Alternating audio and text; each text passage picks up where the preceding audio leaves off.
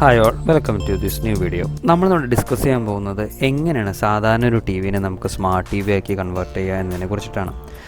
ഇപ്പോൾ ഒരു എല്ലാവരും സ്മാർട്ട് ടി വിസൊക്കെ ആയിരിക്കും വാങ്ങിക്കേണ്ടാവും. ഇപ്പോൾ മാർക്കറ്റിൽ ഇഷ്ടം പോലെ അവൈലബിൾ ആണ് സ്മാർട്ട് ടി വി.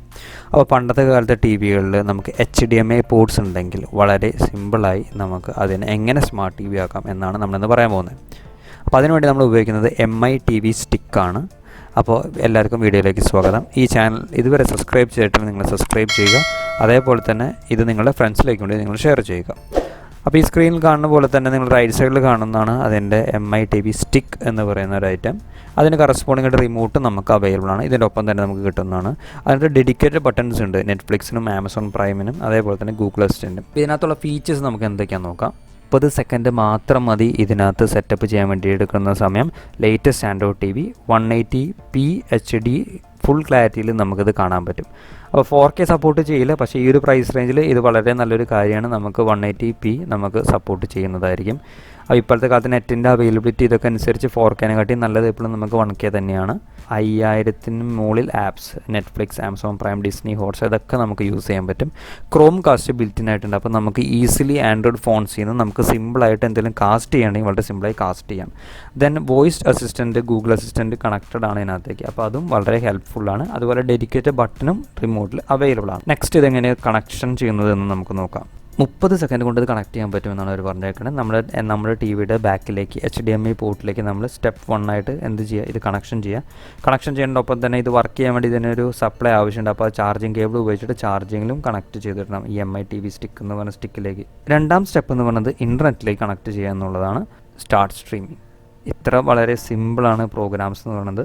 അതായത് നമ്മൾ ഈ MI TV സ്റ്റിക്ക് നമ്മൾ ടി വിയിലേക്ക് കണക്ട് ചെയ്യുന്നു, അതിന് ചാർജറിൽ കണക്ട് ചെയ്യുന്നു, ഓണാക്കുന്നു, നെറ്റ് കണക്ട് ചെയ്യുന്നു. അതിനുശേഷം ഒരു ആൻഡ്രോയിഡ് TV ഉപയോഗിക്കുന്ന പോലെ തന്നെ നമുക്കിത് പിന്നെ യൂസ് ചെയ്യാൻ പറ്റും. അപ്പോൾ ഇൻ്റർനെറ്റ് യൂസ് ചെയ്യുന്നതുകൊണ്ട് നമുക്ക് 180p വരെയാണ് ഇത് മാക്സിമം സപ്പോർട്ട് ചെയ്യുക. അപ്പോൾ നല്ല ക്വാളിറ്റിയുള്ള വിഷ്വൽസും അതേപോലെ തന്നെ നല്ല സൗണ്ടും നമുക്ക് ആസ്വദിക്കാൻ പറ്റും. പിന്നെ ആപ്സിനെ കുറിച്ച് പറയാൻ വെച്ചാൽ ഇഷ്ടംപോലെ ആപ്സ് ഇതിന് സപ്പോർട്ട് ചെയ്യും. Amazon Prime, Disney, Hotstar, Netflix, YouTube, Jio cinema etcetera ഇഷ്ടംപോലെ ആപ്സ് ഇത് സപ്പോർട്ട് ചെയ്യുന്നതാണ്. പിന്നെ ക്രോം കാസ്റ്റ് ബിൽറ്റിൻ ആയതുകൊണ്ട് we can cast anything from our phone to TV very easily. നമുക്ക് വളരെ എളുപ്പത്തിൽ തന്നെ കാസ്റ്റ് ചെയ്യാൻ പറ്റും. ഫോണിലത്തെ എന്ത് ഇമേജോ വീഡിയോയോ നമുക്ക് സിമ്പിളായിട്ട് നമുക്ക് കാസ്റ്റ് ചെയ്യാം ടി വിയിലേക്ക്. അതേപോലെ തന്നെ ഗൂഗിൾ അസിസ്റ്റൻ്റ് ഉള്ളത് കൊണ്ട് നമുക്ക് എന്ത് വേണേലും ഗൂഗിൾ അസിസ്റ്റൻ്റോട് ചോദിക്കാം. Corresponding answers Google net search ചെയ്ത് നമുക്ക് തരുന്നതായിരിക്കും. ഗൂഗിൾ അസിസ്റ്റൻറ്റിന് വേണ്ടി സ്പെഷ്യലായിട്ട് ഡെഡിക്കേറ്റഡ് ബട്ടണും നമ്മുടെ റിമോട്ടിൽ അവൈലബിൾ ആണ്. ദെൻ റിമോട്ടിൽ പിന്നെ നോക്കി കഴിഞ്ഞാൽ നമുക്ക് ബാക്ക് അടിക്കാൻ ഒരു ബട്ടൺ, അതുപോലെ volume plus minus, power button, ഇത്രയും കാര്യങ്ങളാണ് നമുക്ക് അതിനകത്ത് അവൈലബിൾ ആയിട്ടുള്ളത്. ദെൻ ഡാറ്റ സൈബർ എന്ന് പറഞ്ഞ മോഡും കൂടി അതിനകത്ത് അവൈലബിൾ ആണ്. നമ്മൾ മൊബൈൽ ഡാറ്റയാണ് ഉപയോഗിക്കുന്നത് എങ്കിൽ ഈ ഒരു ഓപ്ഷൻ നമുക്ക് അത് വെച്ച് കൺട്രോൾ ചെയ്യാൻ പറ്റും. പിന്നെ ഇതിൻ്റെ പെർഫോമൻസിനെ കുറിച്ച് പറയാൻ വെച്ച് കഴിഞ്ഞാൽ 64 ബിറ്റ് കോഡ് കോർ പ്രൊസസ്സറാണ് ഇതിനകത്ത് അവൈലബിൾ ആയിട്ടുള്ളത്.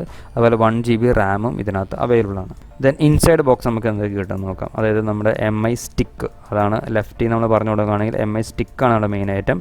അത് ചാർജ് ചെയ്യാൻ വേണ്ടിയിട്ട് ഒരു ചാർജിങ് കേബിൾ ഇതിനകത്ത് അവൈലബിൾ ആണ്. അതിൻ്റെ തൊട്ടടുത്ത് തന്നെ നമുക്ക് അതിൻ്റെ ചാർജർ കാണാം. അതേപോലെ കൺട്രോൾ ചെയ്യാനുള്ള റിമോട്ട് നമുക്ക് ഇതിനകത്ത് ഈ പിക്ചറിൽ കാണാം. നെക്സ്റ്റ് നമുക്ക് ഇതിൻ്റെ സ്പെസിഫിക്കേഷൻസ് എന്ന് നോക്കാം. ഔട്ട്പുട്ട് റെസൊല്യൂഷനെ കുറിച്ച് നമ്മൾ പറഞ്ഞിരുന്നു. 180p 720pയിലൊക്കെ ഇത് അവൈലബിൾ ആണ്.